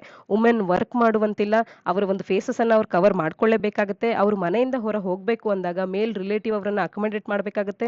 ಗರ್ಲ್ಸ್ ಹೆಣ್ಣು ಮಕ್ಕಳು ಶಾಲೆಗೆ ಹೋಗುವಂತಿಲ್ಲ. ತಾಲಿಬಾನ್ ಅವರ ರೆಜಿಮ್ ಇರುವಂತಹ ಸಂದರ್ಭದಲ್ಲಿ ಟಿವಿ ಬ್ಯಾನ್ ಆಗಿರುತ್ತೆ, ಮ್ಯೂಸಿಕ್, ಪೇಂಟಿಂಗ್, ಫೋಟೋಗ್ರಫಿ ಇವೆಲ್ಲವೂ ಕೂಡ ಬ್ಯಾನ್ ಆಗಿರುತ್ತೆ. ಮತ್ತು ಅವರು ನೀಡುವಂತಹ ಬ್ರೂಟಲ್ ಪನಿಷ್ಮೆಂಟ್ಸ್ ಗಳು ಕೂಡ ಇಸ್ಲಾಮಿಕ್ ಕೋಡ್ ಅನ್ನು ಕೂಡ ವೈಲೇಟ್ ಮಾಡುವಂತದ್ದು, ಮೈನಾರಿಟೀಸ್ ಅನ್ನ ಪರ್ಸಿಕ್ಯೂಟ್ ಮಾಡುವಂತ ಕಾರ್ಯಗಳನ್ನು ಕೂಡ ತಾಲಿಬಾನ್ ನ ರೆಜಿಮ್ ಅಡಿಯಲ್ಲಿ ನಾವು ಮುಂದಿನ ದಿನಗಳಲ್ಲಿ ಕಾಣಬೇಕಾಗುತ್ತೆ. ಹಾಗಾಗಿ ತಾಲಿಬಾನ್ ನ ಒಂದು ರೆಜಿಮ್ ಅನ್ನುವಂಥದ್ದು ಮುಂದೆ ಸಾಕಷ್ಟು ಭಯಾನಕವಾಗಿರುತ್ತೆ ಅನ್ನುವಂಥದ್ದನ್ನ ಕೂಡ ಆರ್ಟಿಕಲ್ ನಮಗೆ ತಿಳಿಸ್ತಾ ಇದೆ. 1996ರಲ್ಲಿ ಕೇವಲ ತಾಲಿಬಾನ್ ಅನ್ನುವಂಥದ್ದು ಇಲ್ಲಿ ಅಫ್ಘಾನಿಸ್ತಾನದಲ್ಲಿ ಪವರ್ ಅನ್ನ ತಗೊಂಡಿದ್ದಂಥದ್ದು. ಆದ್ರೆ ಇದು ಆ ರೀತಿಯಲ್ಲ. ಇದು ಗ್ಲೋಬಲ್ ಜಿಯೋಪೊಲಿಟಿಕ್ಸ್ ನಲ್ಲಿ ಲಾಂಗ್ ಲಾಸ್ಟಿಂಗ್ ಇಂಪ್ಲಿಕೇಶನ್ಸ್ ಗಳನ್ನ ಹೊಂದುವಂತ ಒಂದು ಹಿಸ್ಟಾರಿಕ್ ಡೆವಲಪ್ಮೆಂಟ್ ಇವತ್ತಾಗಿರ್ತಕ್ಕಂಥದ್ದು. ಯಾಕೆ ಅಂತಂದ್ರೆ ಇದು ಕೇವಲ ಒಂದು ಇಸ್ಲಾಮಿಸ್ಟ್ ಗ್ರೂಪ್ ಅಷ್ಟೇ ಅಲ್ಲ. ಈ ಇಸ್ಲಾಮಿಸ್ಟ್ ಗ್ರೂಪ್ ಅನ್ನುವಂಥದ್ದು ಮೆಡಿವಲ್ ಮೈಂಡ್ ಸೆಟ್ ಅನ್ನ ಹೊಂದಿರತಕ್ಕಂಥದ್ದು ಮತ್ತು ಮಾಡರ್ನ್ ವೆಪನ್ಸ್ ಗಳನ್ನ ಹೊಂದಿರತಕ್ಕಂಥ ವರ್ಲ್ಡ್ಸ್ ಮೋಸ್ಟ್ ಪವರ್ಫುಲ್ ಕಂಟ್ರಿಯನ್ನ ಡಿಫೀಟ್ ಮಾಡುವಂತ ಒಂದು ಮಾಡರ್ನ್ ಪವರ್ಫುಲ್ ವೆಪನ್ಸ್ ಗಳನ್ನ ಹೊಂದಿರುವಂತ ಒಂದು ಇಸ್ಲಾಮಿಸ್ಟ್ ಗ್ರೂಪ್ ಅನ್ನುವಂಥದ್ದು ಇವತ್ತು ಅಫ್ಘಾನಿಸ್ತಾನವನ್ನ ಕ್ಯಾಪ್ಚರ್ ಮಾಡಿದೆ. ಯಾಕೆ ಅಂತಂದ್ರೆ ಯುಎಸ್ ಕೂಡ ವಾಪಸ್ಸು ಹೋಗಿದೆ, ಅಂದ್ರೆ ಹಿಂದಕ್ಕೆ ಕರೆಸ್ಕೊಳ್ತಾ ಇದೆ ತನ್ನ ಟ್ರೂಪ್ಸ್ ಗಳನ್ನ. ಈ ರೀತಿ ವರ್ಲ್ಡ್ಸ್ ಮೋಸ್ಟ್ ಪವರ್ಫುಲ್ ಕಂಟ್ರಿಯನ್ನ ಡಿಫೀಟ್ ಮಾಡುವಂತ ಒಂದು ಮಾಡರ್ನ್ ವೆಪನ್ಸ್ ಗಳನ್ನು ಕೂಡ ಹೊಂದಿರತಕ್ಕಂತ ಮೆಡಿವಲ್ ಮೈಂಡ್ ಸೆಟ್ ಅನ್ನ ಹೊಂದಿರತಕ್ಕಂತ ಇಸ್ಲಾಮಿಸ್ಟ್ ಗ್ರೂಪ್ ಅನ್ನುವಂಥದ್ದು ಇವತ್ತು ಅಲ್ಲಿ ಆಡಳಿತಕ್ಕೆ ಬರುವಂತ ಒಂದು ಮುಂಚೂಣಿಯಲ್ಲಿ ಇರುವಂತದ್ದು. ಯುಎಸ್ ಕೂಡ ತನ್ನ ಡಿಫೆನ್ಸ್ಗಾಗಿ ಹೇಳ್ತಾ ಇರುವಂತದ್ದು ಏನು ಅಂತಂದ್ರೆ ತಮ್ಮ ಮಿಷನ್ ಇದ್ದಿದ್ದಂಥದ್ದು ಅಲ್-ಖೈದಾವನ್ನ ಫೈಟ್ ಮಾಡೋದಕ್ಕೆ ಮತ್ತು ಸ್ಟ್ರಾಟಜಿಕ್ ಆಬ್ಜೆಕ್ಟಿವ್ಸ್ ಗಳನ್ನ ನಾವಿವತ್ತು ಮೀಟ್ ಮಾಡಿದ್ದೇವೆ ಅಂತ ಹೇಳಿ. ಆದ್ರೆ ಇನ್ ರಿಯಾಲಿಟಿ ನೋಡಿದಾಗ 20 ವರ್ಷಗಳನ್ನ ಅಫ್ಘಾನಿಸ್ತಾನದಲ್ಲಿ ಟೆರರಿಸಂ ಅನ್ನ ಫೈಟ್ ಮಾಡೋದಕ್ಕೆ ಮತ್ತು ಅಫ್ಘಾನ್ ಸ್ಟೇಟ್ ಅನ್ನ ರೀಬಿಲ್ಡ್ ಮಾಡೋದಕ್ಕೆ ಅಂತ ಹೇಳಿ ಹೋದಂತ ಯುಎಸ್ ಕೂಡ ಈಗ ಆ ಬ್ಯಾಟಲ್ ಫೀಲ್ಡ್ ನಿಂದ ವಾಪಸ್ ಬರ್ತಾ ಇರ್ತಕ್ಕಂಥದ್ದು ತನ್ನನ್ನೇ ತಾನು ಎಂಬರಾಸ್ ಮಾಡ್ಕೊಂಡಾಗ ಆಗ್ತಾ ಇದೆ. ಮತ್ತು ಅವರ ಮೇಲೆ ನಂಬಿಕೆಯನ್ನ ಇಟ್ಟಿದ್ದಂತ ಅಫ್ಘಾನಿಸ್ತಾನ ಆಗಿರ್ಬೋದು, ಬೇರೆ ಬೇರೆ ಅಲೈಸ್ ಗಳಾಗಿರ್ಬೋದು, ಇವರೆಲ್ಲರ ಒಂದು ಹೋಪ್ಸ್ ಅನ್ನ ಕಡೆಗಣಿಸುವಂತ ಒಂದು ನಡೆ ಆಗಿದೆ ಯುಎಸ್ ಮಾಡ್ತಿರ್ತಕ್ಕಂಥದ್ದು. ಕಾಬೂಲ್ನ ಏರ್ಪೋರ್ಟ್ ನಲ್ಲಿ ಇವತ್ತು ಆಗ್ತಿರ್ತಕ್ಕಂಥ ಕೆಲವು ಸನ್ನಿವೇಶಗಳ ದೃಶ್ಯಗಳನ್ನ ನೋಡಿದಾಗ ಯುಎಸ್ ಅನ್ನ ಮುಂದಿನ ಸಾಕಷ್ಟು ವರ್ಷಗಳ ವರೆಗೂ ಕೂಡ ಅದು ಕಾಡ್ತಾ ಹೋಗುತ್ತೆ ಅನ್ನುವಂಥದ್ದನ್ನ ಕೂಡ ಲೇಖಕರು ಒಂದಷ್ಟು ಎಮೋಷನಲ್ ಆಗಿ ಇಲ್ಲಿ ಹೇಳ್ತಾ ಹೋಗಿರ್ತಕ್ಕಂಥದ್ದು. 1996 ನಲ್ಲಿ ತಾಲಿಬಾನ್ ಕಾಬೂಲ್ ಅನ್ನ ವಶಪಡಿಸಿಕೊಂಡಂತ ಸಂದರ್ಭದಲ್ಲಿ ಗವರ್ಮೆಂಟ್ ಆಫ್ ದಿ ಕಂಟ್ರಿ ಅನ್ನುವಂಥದ್ದು ಅಲ್ಲಿ ಅವತ್ತು ಹೊರಗೆ ಹೋಗ್ಲಿಲ್ಲ. ಇವತ್ತು ಅಶ್ರಫ್ ಗನಿ ಅವರು ದೇಶವನ್ನೇ ಬಿಟ್ಟು ಹೊರ ಹೋಗುವಂತ ಒಂದು ಸಂದರ್ಭ ಬಂದಿರತಕ್ಕಂಥದ್ದು. ಅವತ್ತಿನ ಲೀಡರ್ಸ್ ಗಳಾದಂತ ಅಹ್ಮದ್ ಶಾ ಮಸೂದ್ ಅವರು, ಬರಾನುದ್ದೀನ್ ರಬ್ಬಾನಿ ಅವರು ಪನ್ಶೀರ್ ವ್ಯಾಲಿಯಿಂದ ತಮ್ಮ ನಾರ್ಥರ್ನ್ ಅಲಯನ್ಸ್ ಏನಿದ್ವು ಅವರೆಲ್ಲನೂ ಕೂಡ ರೀಗ್ರೂಪ್ ಮಾಡಿ ರೆಸಿಸ್ಟೆನ್ಸ್ ಅನ್ನ ತಾಲಿಬಾನ್ನ ವಿರುದ್ಧವಾಗಿ ಕಂಟಿನ್ಯೂ ಮಾಡಿದ್ರು. ಆದ್ರೆ ಇವತ್ತು ಅಲ್ಲಿಯ ಗವರ್ಮೆಂಟಿನ ಪ್ರೆಸಿಡೆಂಟ್ ಆಗಿದ್ದಂತ ಅಶ್ರಫ್ ಗನಿ ಅವರೇ ಕಂಟ್ರಿಯನ್ನ ಬಿಟ್ಟು ಹೊರ ನಡೆದಿರ್ತಕ್ಕಂಥದ್ದು. ದಿಸ್ ಟೈಮ್ ನಾರ್ಥರ್ನ್ ಅಲಯನ್ಸೇ ಇಲ್ಲದೆ ಇರ್ತಕ್ಕಂಥದ್ದನ್ನ ನಾವು ಕಾಣಬೇಕಾಗಿದೆ. ಯಾವುದೇ ಸರ್ಕಾರದ ಪ್ರೆಸೆನ್ಸ್ ಇಲ್ಲ, ನಾರ್ಥರ್ನ್ ಅಲಯನ್ಸಿನ ಪ್ರೆಸೆನ್ಸ್ ಕೂಡ ಇಲ್ಲ. ಕೆಲವು ಸಣ್ಣ ಪಾಕೆಟ್ಸ್ ಗಳನ್ನ ಬಿಟ್ಟು ಹೊರತುಪಡಿಸಿ ಕಂಪ್ಲೀಟ್ ಅಫ್ಘಾನಿಸ್ತಾನ ಅನ್ನುವಂಥದ್ದು ಫರ್ಮ್ ಆಗಿ ತಾಲಿಬಾನಿನ ಕಂಟ್ರೋಲ್ಗೆ ಬಂದಿರತಕ್ಕಂಥದ್ದು. ತಾಲಿಬಾನ್ ತಾಲಿಬಾನ್ ಅನ್ನುವಂಥದ್ದು ಮೋರ್ ರಿಸೆಪ್ಟಿವ್ ಆಗಿದೆ. ರೀಜನಲ್ ಪ್ಲೇಯರ್ಸ್ಗಳಾದಂಥ ಚೈನಾ, ರಷ್ಯಾ, ಪಾಕಿಸ್ತಾನ ಅಂತ ಕಂಟ್ರೀಸ್ಗಳು ಈಗಾಗಲೇ ಓಪನ್ಲಿ ಸೆಲೆಬ್ರೇಟ್ ಮಾಡ್ತಾ ಇದೆ. ಅವರ ಒಂದು ವಿಕ್ಟ್ರಿಯ ರೀತಿಯಲ್ಲಿ ಸೆಲೆಬ್ರೇಟ್ ಮಾಡ್ತಾ ಇರ್ತಕ್ಕಂಥದ್ದು. ಚೈನಾ, ರಷ್ಯಾದಂಥ ಕಂಟ್ರೀಸ್ಗಳು ತಾಲಿಬಾನ್ ಅನ್ನ ಮೋರ್ ರಿಸೆಪ್ಟಿವ್ ಆಗಿರ್ತಕ್ಕಂಥದ್ದು ಈ ಬಾರಿ. ಈ ಹಿಂದೆ ತಾಲಿಬಾನ್ ಅನ್ನ ಕೇವಲ ಒಂದು ಟೆರರಿಸ್ಟ್ ಗ್ರೂಪ್ ಆಗಿ ಕಾಣ್ತಾ ಇದ್ದಂಥದ್ದು. ಆದ್ರೆ ಇವತ್ತು ಚೈನಾ ಅದನ್ನ ಅಕ್ಸೆಪ್ಟ್ ಮಾಡ್ತಾ ಇದೆ, ರಷ್ಯಾ ಕೂಡ ಅಕ್ಸೆಪ್ಟ್ ಮಾಡ್ತಾ ಇರ್ತಕ್ಕಂಥದ್ದು. ಈ ರೀತಿಯಾಗಿ ಒಂದು ಲೆಜಿಟಿಮೇಟ್ ಬಿಸ್ನೆಸ್ ಅನ್ನ ತಾಲಿಬಾನ್ ಒಟ್ಟಿಗೆ ಹೊಂದೋದಕ್ಕೆ ಚೈನಾ ಮತ್ತು ರಷ್ಯಾದಂತ ರಾಷ್ಟ್ರಗಳು ಮುಂದೆ ಬರ್ತಾ ಇರ್ತಕ್ಕಂಥದ್ದು. ಪಾಕಿಸ್ತಾನ್ ಓಪನ್ ಆಗಿ ಈ ಒಂದು ವಿಕ್ಟ್ರಿಯನ್ನ ಸೆಲೆಬ್ರೇಟ್ ಮಾಡ್ತಾ ಇರ್ತಕ್ಕಂಥದ್ದು. ಇದೆಲ್ಲವನ್ನ ನೋಡಿದಾಗ 1996ರಲ್ಲಿ ಯಾವ ಒಂದು ತಾಲಿಬಾನ್ ಅನ್ನುವಂಥದ್ದು ಇಲ್ಲಿ ರೆಜಿಮ್ ಅನ್ನ ಫಾರ್ಮ್ ಮಾಡ್ತಿತ್ತು, ಅದಕ್ಕಿಂತ ಸಾಕಷ್ಟು ಹೊರತಿನದಾಗಿ ಬೇರೆದೇ ರೀತಿಯಲ್ಲಿ ಇವತ್ತಿನ ತಾಲಿಬಾನ್ ಅನ್ನುವಂಥದ್ದು ಇನ್ನೂ ಸ್ಟ್ರಾಂಗರ್ ಆಗಿ ಎಮರ್ಜ್ ಆಗಿ ಅಫ್ಘಾನಿಸ್ತಾನದ ಕ್ಯಾಪಿಟಲ್ ಅನ್ನ ಆಕ್ಯುಪೈ ಮಾಡ್ಕೊಂಡಿರ್ತಕ್ಕಂಥದ್ದನ್ನ ಆರ್ಟಿಕಲ್ ನಮಗೆ ತಿಳಿಸ್ತಾ ಇದೆ. 1990ರಲ್ಲಿ ನೋಡಿದಂಥದ್ದೇ ಒಂದು ಡಾರ್ಕ್ ರೆಜಿಮ್ ಅಂತ ಅನ್ಕೊಂಡಿದ್ರೆ ಡಾರ್ಕರ್ ರೆಜಿಮ್ ಅನ್ನುವಂಥದ್ದು ಇನ್ನು ಮುಂದಿನ ದಿನಗಳಲ್ಲಿ ಕಾಣುತ್ತೆ ಅನ್ನುವಂಥದ್ದನ್ನ ಲೇಖಕರು ತಿಳಿಸ್ತಾ ಇರ್ತಕ್ಕಂಥದ್ದು. ಮುಂದಿನ ಆರ್ಟಿಕಲ್ 2 ಚೈಲ್ಡ್ ಪಾಲಿಸಿ ಯುಪಿ ಲಾ ಪ್ಯಾನಲ್ ಸಬ್ಮಿಟ್ಸ್ ಡ್ರಾಫ್ಟ್ ಬಿಲ್ ಅನ್ನುವಂಥದ್ದು.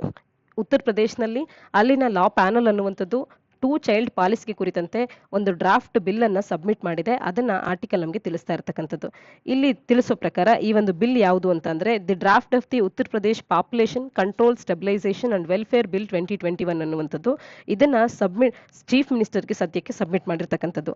ಲಾಸ್ಟ್ ಮಂತ್ ಇದರ ಒಂದು ಡ್ರಾಫ್ಟ್ ಅನ್ನ ವೆಬ್ಸೈಟ್ ನಲ್ಲಿ ಅಪ್ಲೋಡ್ ಮಾಡಲಾಗಿತ್ತು ಮತ್ತು ಸಜೆಷನ್ಸ್ ಗಳನ್ನ ಜನರಿಂದ ಕೇಳಲಾಗಿತ್ತು. 8,500 ಸಜೆಷನ್ಸ್ಗಳು ಈ ಒಂದು ಬಿಲ್ ನ ಬಗ್ಗೆ ಬಂದಿದೆ. ಅದರಲ್ಲಿ 8,200 ಸಜೆಷನ್ಸ್ಗಳು ಈ ಬಿಲ್ಲಿನ ಸಪೋರ್ಟಿವ್ ಆಗಿ ಇರುವಂತದ್ದು. ಹಾಗಾಗಿ ಈ ಬಿಲ್ ಅನ್ನ ಸದ್ಯಕ್ಕೆ ಈ ಪ್ಯಾನಲ್ ಅನ್ನುವಂಥದ್ದು ಚೀಫ್ ಮಿನಿಸ್ಟರ್ ಅವರಿಗೆ ನೀಡ್ತಾ ಇರ್ತಕ್ಕಂಥದ್ದು.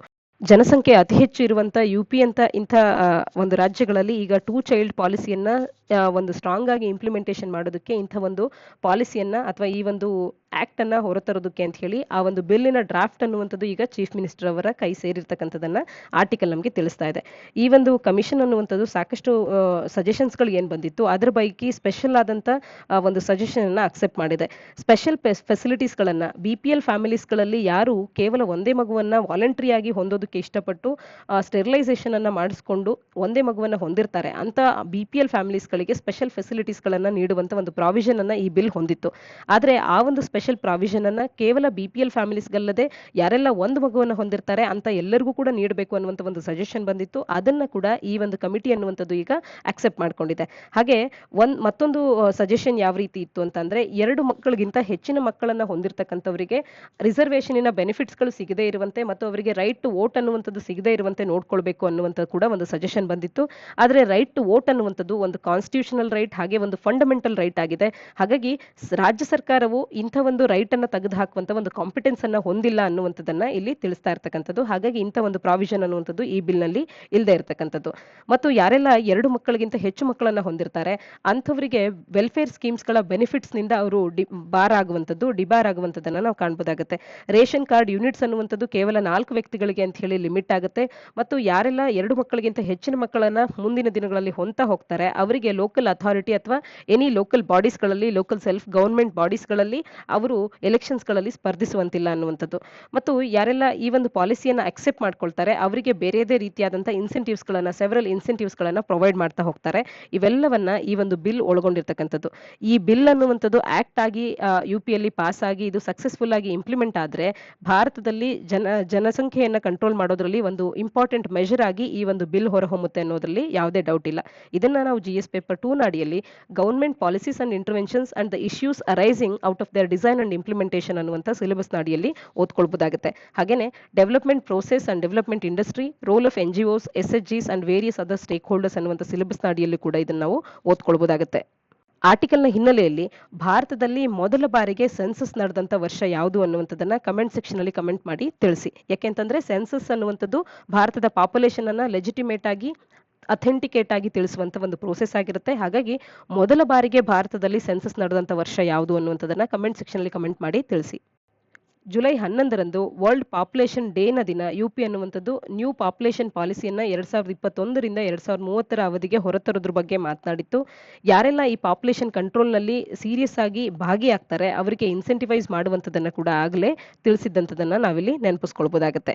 ಈ ಒಂದು ಪಾಲಿಸಿಯ ಮುಖ್ಯ ಅಂಶಗಳೇನು ಅಂತ ಅಂದ್ರೆ ಇದರಿಂದ ಯಾವ ಒಂದು ಗುರಿಗಳನ್ನ ನಾವು ಕಾಣ್ಬೋದು ಸಾಧಿಸಬಹುದು ಅಂತ ಅಂದ್ರೆ ಟೋಟಲ್ ಫರ್ಟಿಲಿಟಿ ರೇಟ್ ಅನ್ನ 2.7 ಏನಿದೆ ಈಗ ಯುಪಿಯಲ್ಲಿ ಅದನ್ನ 2.1ಗೆ ಇಳಿಸಬಹುದಾಗತ್ತೆ 2026 ಮತ್ತು 1.7ಗೆ ರೆಡ್ಯೂಸ್ ಮಾಡಬಹುದು 2030 ಅನ್ನುವಂಥದ್ದು ಈ ಒಂದು ಬಿಲ್ ನಿಂದ ನಮಗೆ ಬರುವಂತ ಮುಖ್ಯವಾದಂತ ಏಮ್ ಅಂತ ಈ ಬಿಲ್ ನ ಮುಖ್ಯವಾದಂತ ಗುರಿ ಅಂತ ಹೇಳ್ಬೋದು. ಹಾಗೇನೆ ಮಾಡರ್ನ್ ಕಾಂಟ್ರಸೆಪ್ಟಿವ್ ಪ್ರಿವಿಲೆನ್ಸ್ ರೇಟ್ ಏನಿದೆ ಅದು 31.7% ಇರುವಂತದನ್ನ 2026 45%ಗೆ ರೀಚ್ ಔಟ್ ಮಾಡುವಂಥದ್ದು ಮತ್ತು 2030 52%ಗೆ ಹೆಚ್ಚುಗೊಳಿಸುವಂಥದ್ದು. ಹಾಗೆ ಮೇಲ್ ಮೆಥಡ್ಸ್ ಆಫ್ ಕಾಂಟ್ರಸೆಪ್ಷನ್ ಯೂಸೇಜ್ ಏನಿದೆ ಅದನ್ನ 10.8% ನಿಂದ 15.1% ನಷ್ಟಕ್ಕೆ 2026 ಇನ್ಕ್ರೀಸ್ ಮಾಡುವಂಥದ್ದು. ಹಾಗೆ ಮೆಟರ್ನಲ್ ಮಾರ್ಟಾಲಿಟಿ ರೇಟ್ ಅನ್ನ ಡಿಕ್ರೀಸ್ ಮಾಡುವಂಥದ್ದು. ಈಗ 197 ಇರುವಂತ ಒಂದು ಮೆಟರ್ನಲ್ ಮಾರ್ಟಾಲಿಟಿ ರೇಟ್ ಅನ್ನ 150ಕ್ಕೆ ಇಳಿಸುವಂಥದ್ದು, ನಂತರದಲ್ಲಿ 98ಕ್ಕೆ ಇಳಿಸುವಂಥದ್ದು. ಇದು ಬಹಳನೇ ಇಂಪಾರ್ಟೆಂಟ್ ಆಗುತ್ತೆ. ಮೆಟರ್ನಲ್ ಮಾರ್ಟಾಲಿಟಿ ರೇಟ್ ಅಂತ ಅಂದ್ರೆ 1 ಲಕ್ಷ ತಾಯಂದಿರು ಮಕ್ಕಳಿಗೆ ಜನ್ಮ ನೀಡ್ತಾರೆ ಅಂತ ಅಂದ್ರೆ ಅದರಲ್ಲಿ ಎಷ್ಟು ಮಂದಿ 1 ಲಕ್ಷ ತಾಯಂದಿರ ಪೈಕಿ ಎಷ್ಟು ಮಂದಿ ಸಾವಿಗೀಡಾಗ್ತಾರೆ ಅನ್ನುವಂಥದ್ದನ್ನ ಮೆಟರ್ನಲ್ ಮಾರ್ಟಾಲಿಟಿ ರೇಟ್ ಅಂತ ಹೇಳಿ ಗುರುತಿಸುವಂಥದ್ದು. ಇನ್ನ ಇನ್ಫೆಂಟ್ ಮಾರ್ಟಾಲಿಟಿ ರೇಟ್ ಅನ್ನುವಂಥದ್ದು ಸದ್ಯಕ್ಕೆ 43 ಇರುವಂಥದ್ದು, ನಂತರದಲ್ಲಿ 32 ಆಗುವಂತೆ ಮತ್ತು ನಂತರದಲ್ಲಿ 22ಕ್ಕೆ ಅದನ್ನ ಇಳಿಸುವಂತದ್ರ ಕಡೆಗೆ ಕೂಡ ಈ ಪಾಲಿಸಿ ಅನ್ನುವಂಥದ್ದು ಗುರಿಯನ್ನ ಇಟ್ಕೊಂಡಿರ್ತಕ್ಕಂಥದ್ದು. ಹಾಗೇನೆ ಅಂಡರ್ 5 ಇನ್ಫೆಂಟ್ ಮಾರ್ಟಾಲಿಟಿ ರೇಟ್ ಅನ್ನುವಂಥದ್ದನ್ನ 47ರಿಂದ 35ಕ್ಕೆ ನಂತರದಲ್ಲಿ 25ಕ್ಕೆ ಇಳಿಸುವಂತ ಒಂದು ಗುರಿಯನ್ನ ಕೂಡ ಈ ಪಾಲಿಸಿ ಹೊಂದಿರತಕ್ಕಂಥದ್ದು. ಇದರ ಫೋಕಸ್ ಏರಿಯಾಸ್ಗಳು ಯಾವುದು ಅಂತ ಅಂದ್ರೆ ಕಾಂಟ್ರಸೆಪ್ಟಿವ್ ಮೆಷರ್ಸ್ ಗಳಿಗೆ ಆಕ್ಸೆಸಿಬಿಲಿಟಿಯನ್ನ ಇನ್ಕ್ರೀಸ್ ಮಾಡುವಂಥದ್ದು ಫ್ಯಾಮಿಲಿ ಪ್ಲಾನಿಂಗ್ ಪ್ರೋಗ್ರಾಮಿನ ಒಂದು ಭಾಗವಾಗಿತ್ತು. ಅದರ ಒಂದು ಭಾಗವನ್ನ ಈ ಒಂದು ಬಿಲ್ ಕೂಡ ಫೋಕಸ್ ಮಾಡ್ತಾ ಇರ್ತಕ್ಕಂಥದ್ದು. ಹಾಗೇನೆ ಸೇಫ್ ಅಬಾರ್ಷನ್ಗೆ ಒಂದು ಪ್ರಾಪರ್ ಆದಂತ ಸಿಸ್ಟಮ್ ಅನ್ನ ಪ್ರೊವೈಡ್ ಮಾಡುವಂಥದ್ದು ಕೂಡ ಇದರಲ್ಲಿ ಇರ್ತಕ್ಕಂಥ ಮುಖ್ಯವಾದಂತ ಒಂದು ಅಂಶ ಆಗುತ್ತೆ. ಹಾಗೆ ನ್ಯೂ ಬಾರ್ನ್ಸ್ ಗಳನ್ನ ಕಡಿಮೆ ಮಾಡುವಂಥದ್ದು, ಮೆಟರ್ನಲ್ ಮಾರ್ಟಾಲಿಟಿ ರೇಟ್ ಅನ್ನೇ ಕಡಿಮೆ ಮಾಡುವಂಥದ್ದು, ಹಾಗೆ ಬೆಟರ್ ಮ್ಯಾನೇಜ್ಮೆಂಟ್ ಆಫ್ ಎಜುಕೇಶನ್ ಅನ್ನುವಂಥದ್ದು ಆಗುತ್ತೆ. ಯಾವಾಗ ಮಕ್ಕಳು ಕಡಿಮೆ ಆಗ್ತಾರೆ ಅವರ ಶಿಕ್ಷಣದ ಮೇಲೆ, ಅವರ ಒಂದು ಸ್ವಾಸ್ಥ್ಯದ ಮೇಲೆ, ಅವರ ಒಂದು ಆರೋಗ್ಯದ ಮೇಲೆ, ನ್ಯೂಟ್ರಿಷನ್ ಮೇಲೆ ಎಲ್ಲದರ ಮೇಲೂ ಕೂಡ ಗಮನ ಹರಿಸೋದಕ್ಕೆ ಸಾಧ್ಯ ಆಗುತ್ತೆ. ಹಾಗೆ ಅಡೋಲೆಸೆನ್ಸ್ಗಳು 11ರಿಂದ 19 ವರ್ಷ ಇರುವಂತವರ ನ್ಯೂಟ್ರಿಷನ್ ಮೇಲೂ ಕೂಡ ಹೆಚ್ಚಿನ ಗಮನವನ್ನು ಹರಿಸೋದಕ್ಕೆ ಸಾಧ್ಯ ಆಗುತ್ತೆ. ಇನ್ನು ಈ ಒಂದು ಪಾಲಿಸಿ ಅಡಾಪ್ಟ್ ಮಾಡ್ಕೊಂಡ ನಂತರದಲ್ಲಿ ಪ್ರಮೋಷನ್ಸ್ಗಳು, ಇನ್ಕ್ರಿಮೆಂಟ್ಸು ಮತ್ತು ಹೌಸಿಂಗ್ ಸ್ಕೀಮ್ಸ್ಗಳಲ್ಲಿ ನೀಡುವಂಥ ಕನ್ಸೆಷನ್ಸ್ಗಳು ಮತ್ತು ಯಾವುದೇ ರೀತಿಯಾದಂಥ ಪರ್ಕ್ಸ್ಗಳೇನಿದೆ ಎಂಪ್ಲಾಯೀಸ್ಗಳಿಗೆ ನೀಡುವಂಥದ್ದು ಅವೆಲ್ಲವನ್ನ ಕೇವಲ ಪಾಪ್ಯುಲೇಷನ್ ಕಂಟ್ರೋಲ್ ನಾರ್ಮ್ಸ್ಗಳನ್ನು ಫಾಲೋ ಮಾಡುವಂಥ ಎಂಪ್ಲಾಯೀಸ್ಗೆ ಮಾತ್ರವೇ ನೀಡಲಾಗುತ್ತೆ ಅಂತ ಹೇಳಿ ಹೇಳ್ತಾರೆ. ಇದರಿಂದಾಗಿ ಈ ರೀತಿ ಪಾಲಿಸಿಯನ್ನು ಫಾಲೋ ಮಾಡುವಂಥವರಿಗೆ ಇನ್ಸೆಂಟಿವೈಸ್ ಮಾಡಿದಂತಾಗುತ್ತೆ. ಹಾಗಾಗಿ ತಾನೇ ಎಲ್ಲರೂ ಕೂಡ ಈ ಪಾಲಿಸಿಯನ್ನು ಫಾಲೋ ಮಾಡೋದಕ್ಕೆ ಒಪ್ತಾರೆ ಅನ್ನುವಂಥದ್ದು. ಮತ್ತು ಮುಂದಿನ ದಿನಗಳಲ್ಲಿ ಈ ಒಂದು ಪಾಲಿಸಿ ಅನ್ನುವಂಥದ್ದು ಸಕ್ಸಸ್ಫುಲ್ ಆಗಿದ್ದೇ ಆದಲ್ಲಿ ಇದರಿಂದಾಗಿ ಭಾರತದ ಪಾಪ್ಯುಲೇಷನ್ ಗ್ರೋತ್ ಅನ್ನುವಂಥದ್ದು ಹೆಚ್ಚಿನ ಸಂಖ್ಯೆಯಲ್ಲಿ ಏನಾಗ್ತದೆ ಅದನ್ನು ಕಂಟ್ರೋಲ್ ಮಾಡೋದಕ್ಕೆ ಒಂದು ಎಫೆಕ್ಟಿವ್ ಪಾಲಿಸಿ ಆಗುತ್ತೆ ಅನ್ನೋದ್ರಲ್ಲಿ ಯಾವುದೇ ತಪ್ಪಿಲ್ಲ. Projected population of UP by 2022 23.76 crores ಆಗಿದೆ. ಟೋಟಲ್ ಫರ್ಟಿಲಿಟಿ ರೇಟ್ ಅನ್ನುವಂಥದ್ದು 2015-16 ಪ್ರಕಾರ 2.7 ಇರುವಂಥದ್ದು.